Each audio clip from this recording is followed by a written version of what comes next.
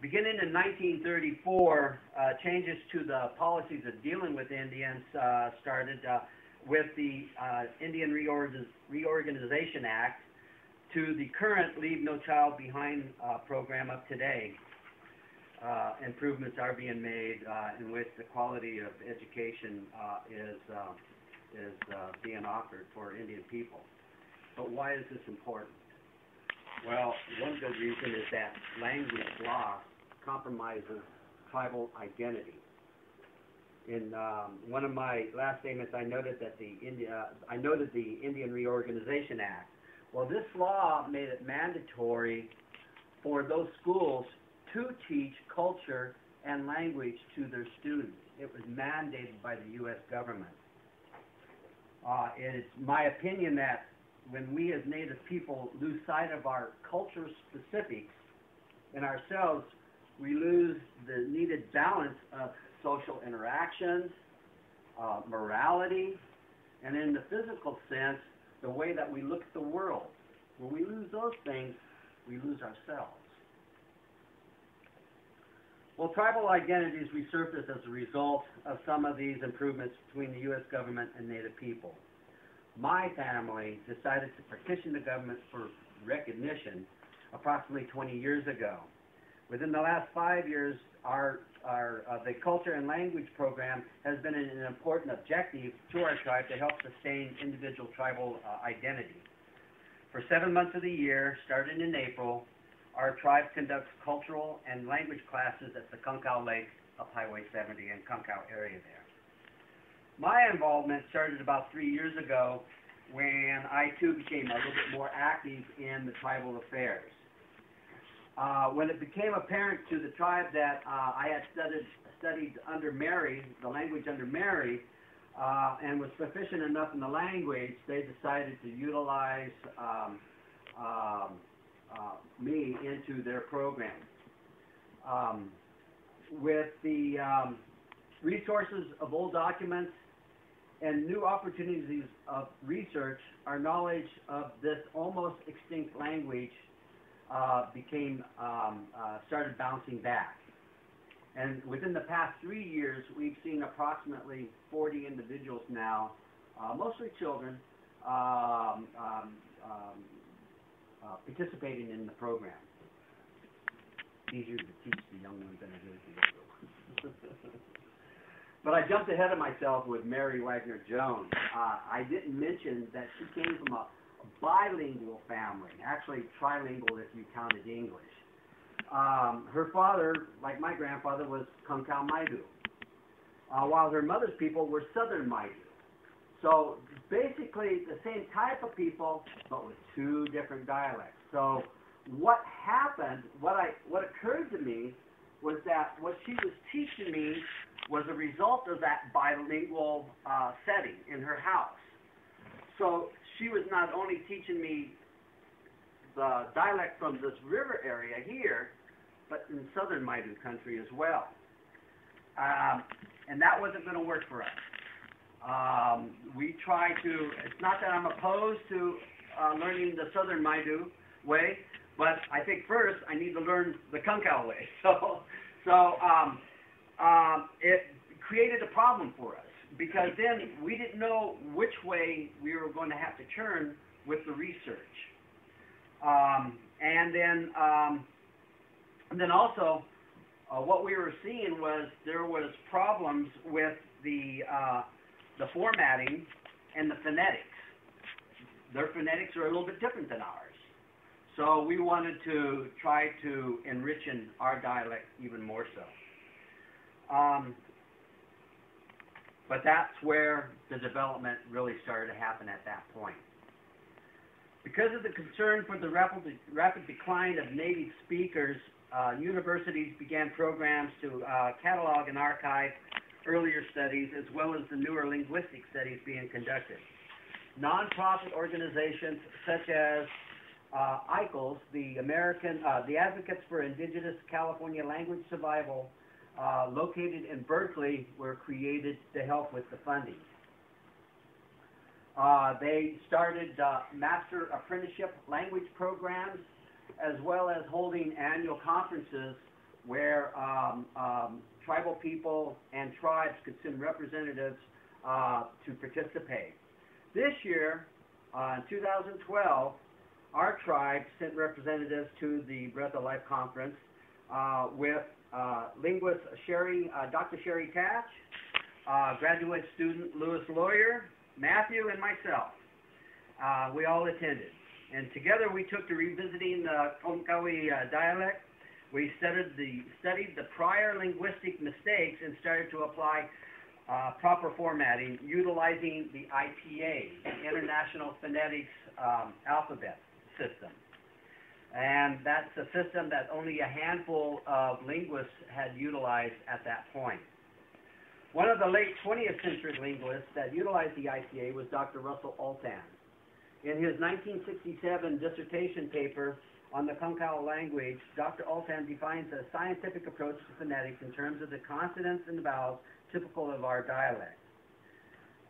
The following is an example of how Dr. Altan saw the language composition, and I quote, and please bear with me because some of these words are very hard for me.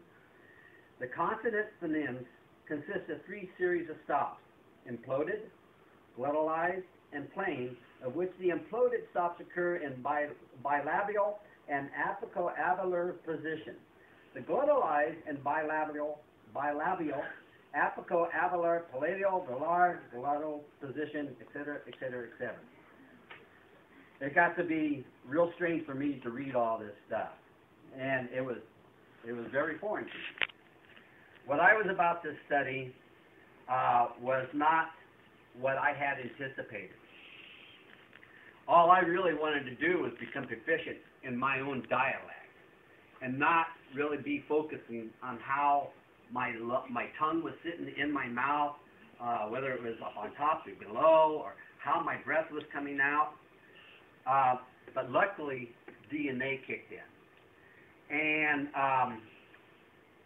And then along with what I had learned from Mary in those earlier years, I was getting it right without even really focusing on the scientific aspect of that.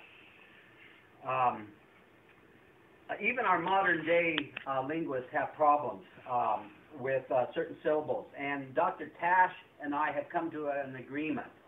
She teaches me and I teach her, and it's been working out well that way.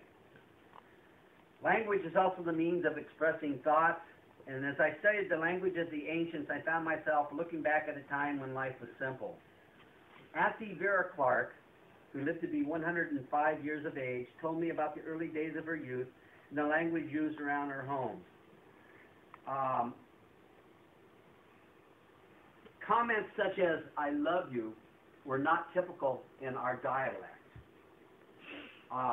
We don't have the word love in our way. But the way that they were able to communicate that is by saying, "Me and I, nim winum some," which translated means, "I have big fire for you." And I thought that was great. We camp every year now for the past 3 years. We've been camping up at Koyomk Lake. Every month, faithfully, we go up there, and everybody converges into that area. And, the stars are out, and it starts out being cold in April and then warms up during the summer. And that fire becomes real necessary. It's a good place to talk about the day's events, about the things that have been learned. The kids obviously break out the marshmallows, and it's a good time around that fire. So what better way to convey a deep, heartfelt emotion than with that fire? I also believe that those differences in expressing ourselves was also the demise of my people. The new people that came in, we call them Woli. Some people, the Pomos, they say Masong. I know the Lakota people, they got a way to say the white people. But it doesn't mean white people. It means the strange ones. Because their ways were so strange. Could you imagine that when my people were up here practically nude, because that was what was comfortable for them. And then you have this guy that comes in here, and he's got his furs on, and it's 115 out, and he's got his furs and everything else, and they're looking at this guy like, you know, why is he dressed like that, you know? Doesn't he know how hot it is, you know? And then another one of our cultural specifics is we cut our hair when there's a death in the family. Well, all these people, not all of them, a lot of them were coming in with their hair all cut. And I just could imagine my ancestors looking at these people coming over a hill and going, whoa, those are strange people over there, you know?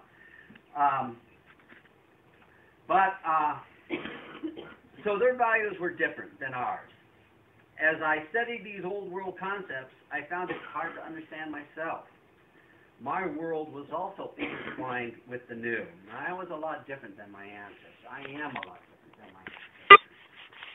But something strange was beginning to happen. These old world expressions that I was studying was beginning to open my eyes to those times that I was endeared to. Expressions like "Pokihin la doidi" is a term to imply that time of the morning when that light is the longest part. When it's established that there is a light in the morning, that's what that's referring to. And you can't, that's just one word for us. and it takes on a whole different meaning. So, and then as I was teaching the kids and as I was teaching myself, I was forgetting the English equivalencies to all of these Maidu words, these newfound Maidu words that I was learning. One of our plants, one of our medicinal plants, we say Mumoni Sawi, is very important to us, especially during the bear ceremony. We'll stick this Mumoni Sawi into our ears and into our nose. You'll see it on some of our clappers. It's one of the most important things that we have for our healing. And by the way, that is wormwood, or what's the other word? Mugwort. In our cultural ways, we believe it's the only plant that will appease the bear spirit. So it is very important for us. But as I was asked, what that plant was, I was stumped. I'm going, gosh, I can't remember what that English word is now. And in essence, what I was doing, and as we have been taught since that time, I was using immersion into my life from those words. I was completely filling myself up with those mighty words and kind of kicking out all the English stuff out of there. And so when the kids would ask me, well, what is Mumun Sawi? And I'd go, gosh, give me a day and I'll think about it, But in essence, that was a good thing for us because I believe that we do have to kick out some of that. If I'm to retain my cultural identity, I have to kick out some of that other stuff there.